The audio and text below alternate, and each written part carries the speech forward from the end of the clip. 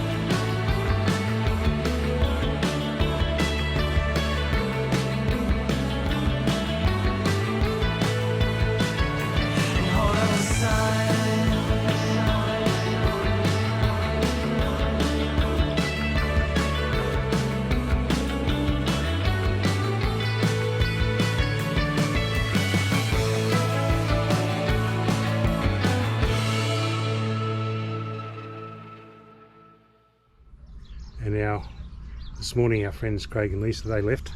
So we're just doing a few bits and pieces before we leave, like washing, and we're thawing our fridge out a little bit. Put the all the fridge stuff in my fridge in the back of the truck here. So I've got a fridge in here that I can use, and it's quite handy when you're travelling to have that little bit of extra. See that? So now we just put all our fridge stuff in here. So all the beers is priority.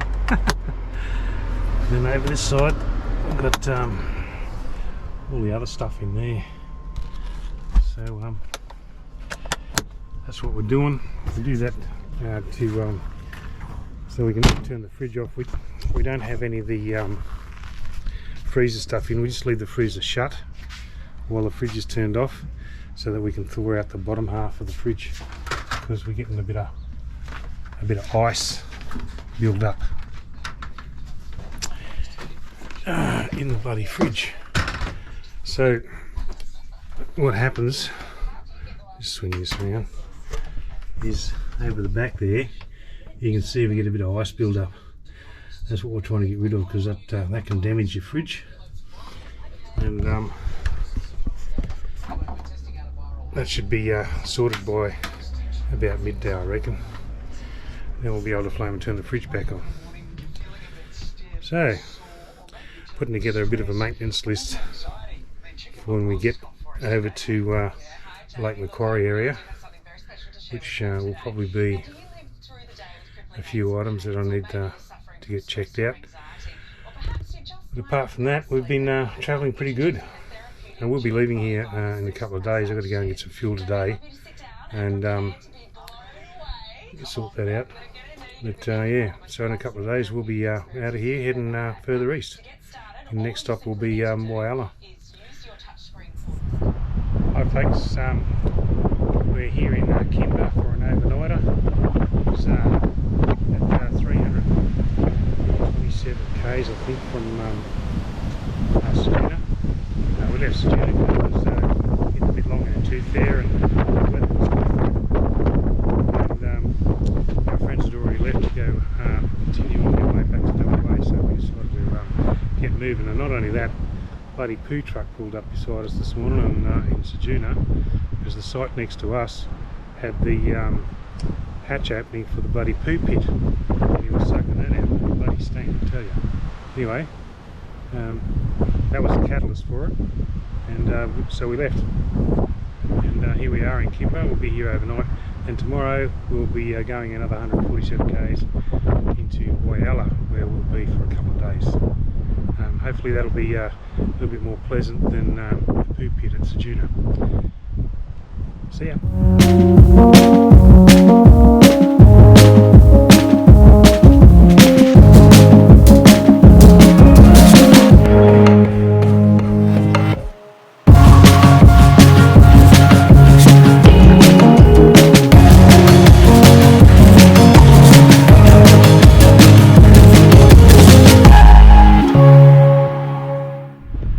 Hey folks, here we are at the Whyalla Caravan Park. We got here yesterday afternoon, and we didn't do a great deal yesterday afternoon, but today we've been out and about looking around. And before I say any more, I'll just swing you around and let you have a look at the view we got here.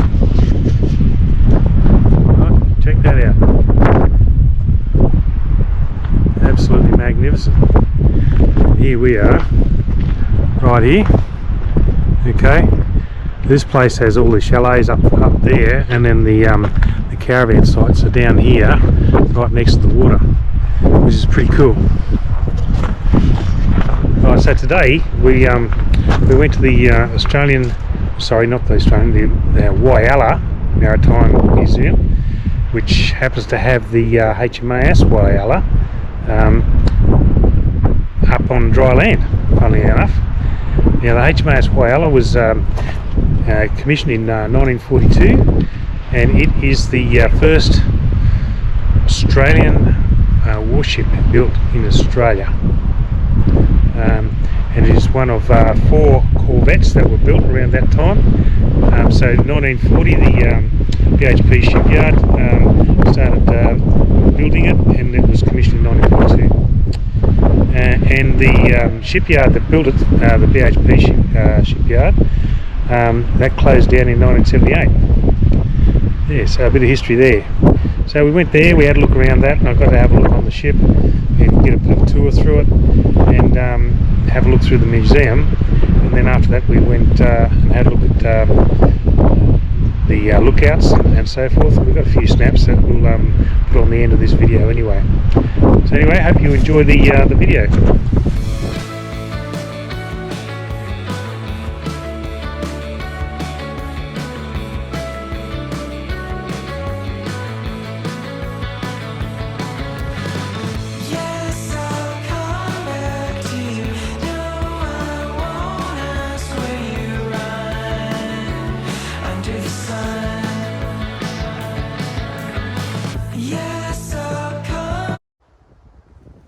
We're at the Whyalla Maritime Museum. Now the HMAS Whyalla was the first ship built for Australian service at the South Australian Whyalla BHP shipyard, steelworks and shipyard. And the shipyard was shut down by BHP, I think it was 76 or 78, one of the two. And we're at the Maritime Museum here, having a look at the HMAS Whyalla, which will be happening in an hour's time. There'll be a tour, so we'll hang around for that. But in the meantime, we're going to have a look in the Maritime Museum here. Got the nice little barbecue and picnic area over here. It's an absolutely beautiful place here. Look at these gorgeous trees. Absolutely magnificent.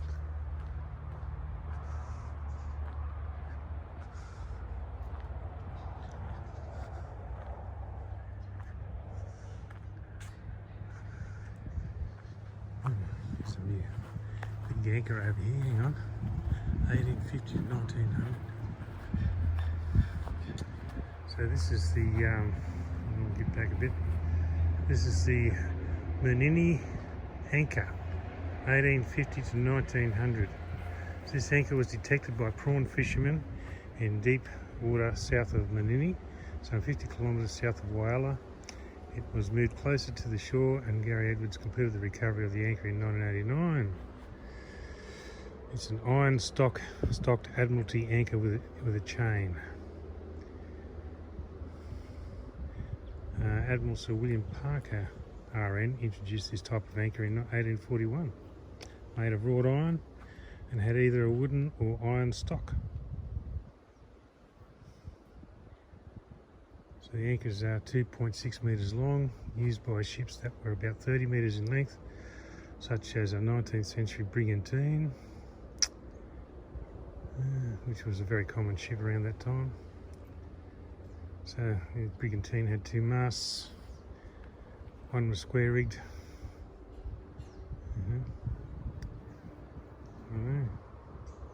The anchor is dated between 1850 and 1900, but does not have any marks that would identify the relevant ship. The original position of the anchor suggests that the vessel waited for clearance to enter Port Pirie, which was a very busy port for both local and international shipping during that period. Yeah, there you go. A little bit of history.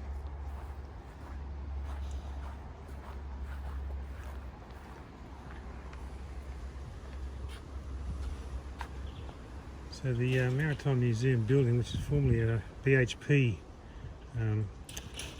recreation hall, was officially opened in 1942 by Superintendent R.T. Kleeman, and then it was handed over to the YMCA on the 30th of July 1962. Wow, that's just like a month after my birthday. A month after the day I was born. And since 1988, the recreation hall has been home to the Whyalla Maritime Museum. BHP Recreation Hall. There you go.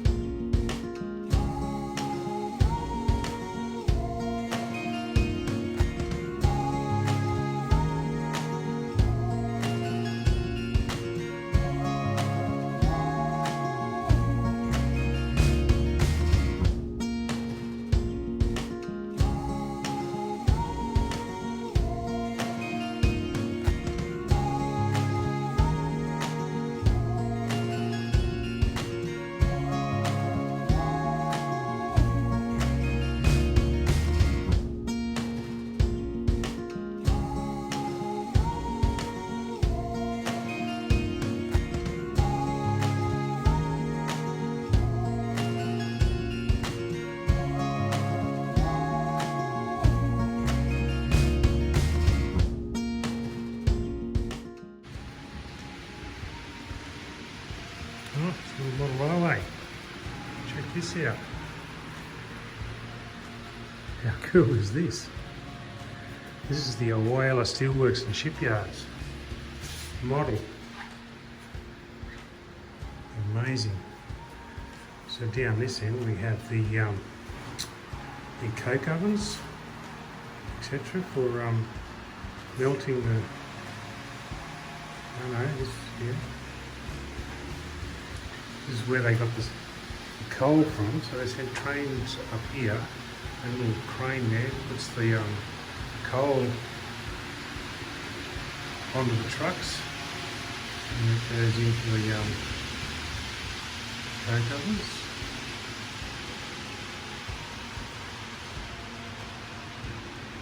This is amazing. The trains are coming on the top, up the top there, above that little load of there. So I'll zoom in here. So that platform there, they drop the coal straight through those gaps underneath the rail, and the little loader there pushes it all up into the pile here. And that crane comes along, grabs stuff off the pile, puts it in the truck load goes into the cocos. And at the bottom here is the stuff that comes out, so the debris after the refuse.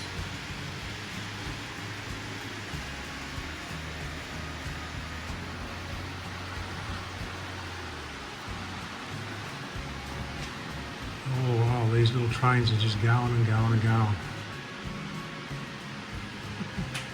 Here we go. He's just taken off. He's collecting all his refuse. He's coming in here. Stops there.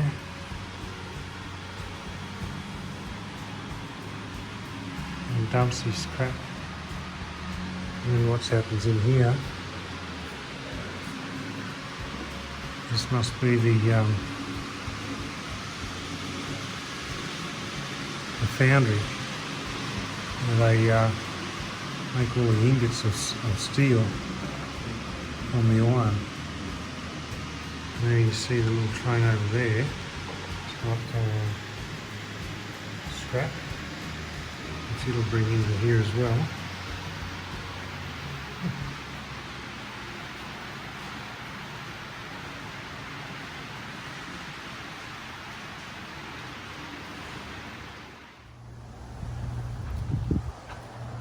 Ceduna and Whyalla.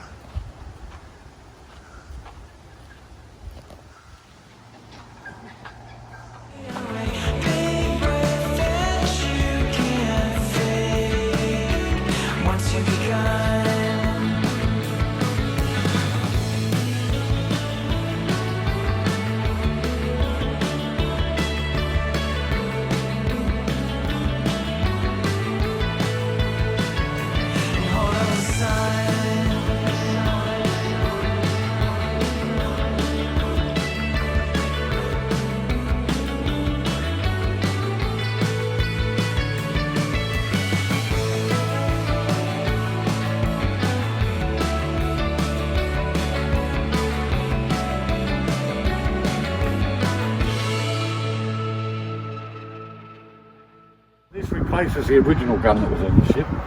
Here we have the anchor system, or winch system for the anchor cable. So one anchor either side of the front, two at the front of the ship. They refer to that as cable rather than chain because each link has that bar across it.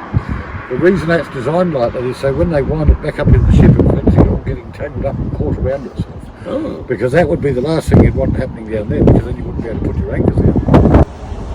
On a ship this size, apparently they would be like double the size of that. If you had to abandon the ship, you would be told firstly I'll give a tugs to sit or lay on the netting, and the other sailors would hold on to the ground. The sailors also had use of buoys, which are those round floats you can see on the outer edge of this deck.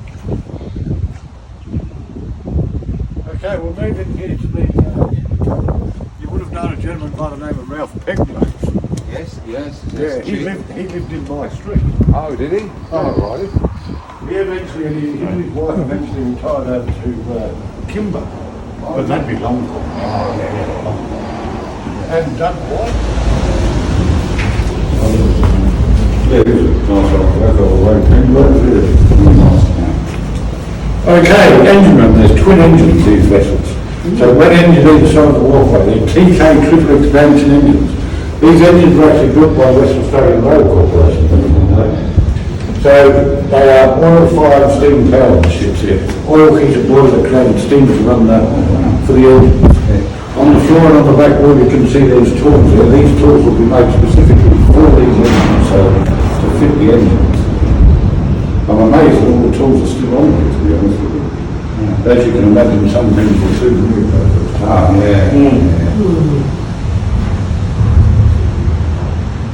Around about, I think it's 15 to 17 knots is sort of top speed for these ships. That's not too bad. Not really. And as we move along here, as you come out this side on the right hand side, you've got the circuit breakers for the electric system. Very well.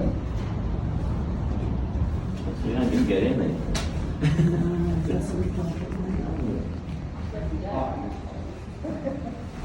On the seabed, they allow this kite system. The idea is they cut the cable, mine floats to the top of the water, the gunner on the rear of the ship displaces the mine, so they explode it. That clears the path for the larger ships and or submarines of our own allies to pass through. Interesting fact though with these ships, because they've got this flat bottom on them, they're designed for this purpose obviously. But because you see the flat bottom on them, there's more ship out of the water than in it. And as a direct result of that, it causes the ship to have a 40-degree roll from the side. Yeah.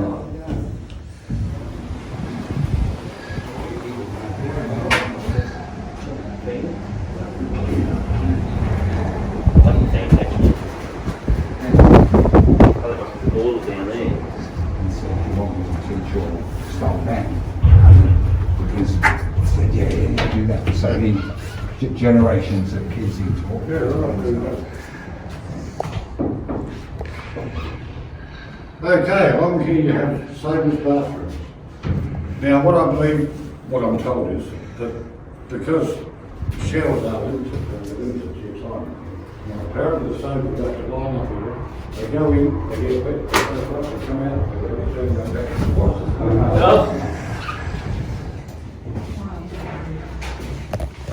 The galley.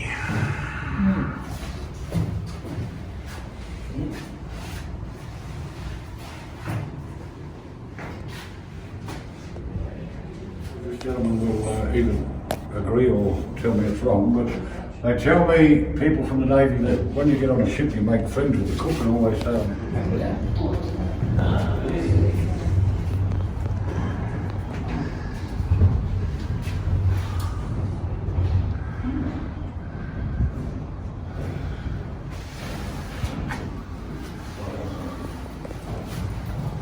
So do you live in Western Australia, yeah? Oh yeah. How are they encouraged to smoke? Would you believe they reckon it can't be noticed? And I believe they'll give them free tobacco with their ration bags. I think that would be good. If I felt that bad, I was tempted to jump in the water because they're all short. Because my mate was fishing and he didn't want to come in. When it was right in the boat, that probably made me worse. Oh, I didn't look green, I was green. So as we come along here, you've got cook's assistant's cabin. Apparently that part was added by the Victorian Public Works Department, and you've got the pantry, laundry and sailors' toilets. Yeah. Seamen's heads as they call it. The laundry, that was originally a bathroom for the penny officers apparently. Converted to a laundry by the Victorian Public Works Department. Not a great deal of privacy in these toilets, is there? No. Just watch your step. Going up and going there.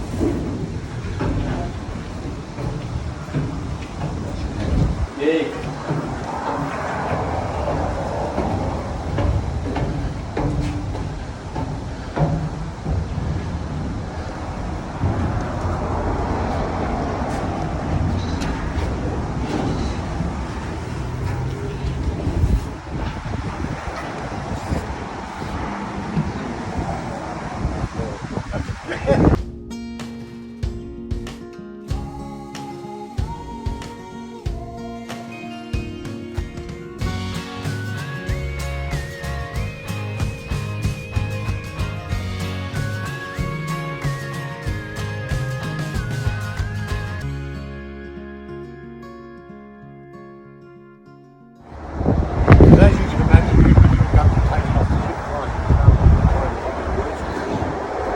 beach replacement. There was a boat for 7 years last gun on here, so we didn't know about the other gun afterwards. On the original boat and then the aircraft gun that was here is when the two gunners were seriously used up. But as I mentioned, they did survive. Just mind your step as you come in. I'll come in here to get out the wheel. Chart house. Okay, the main wheel we have here. And you see in front of the wheel you've got this dial that indicates you how many degrees either way you're steering the ship. Just where the front is Yeah. pointing. Engine room telegraph system. So this here is how they communicated with the engineers when they wanted to change with the engine, say full steam ahead for both engines, for example, you have one lever for each engine. They move these into position, that causes bells to ring in the engine room. It alerts the engineers to look at theirs and then they know what up here wants. The room out the back there is called your chart room, so that's where your journey is plotted out and monitored, otherwise as we know them as maps. In the back corner over there, the pigeonholes consist of flags. They make up what's called the semaphore flag system. So this is an international form of communication known throughout the world by military people, I suppose, and merchant seamen. I was told a couple of years ago that they don't do it.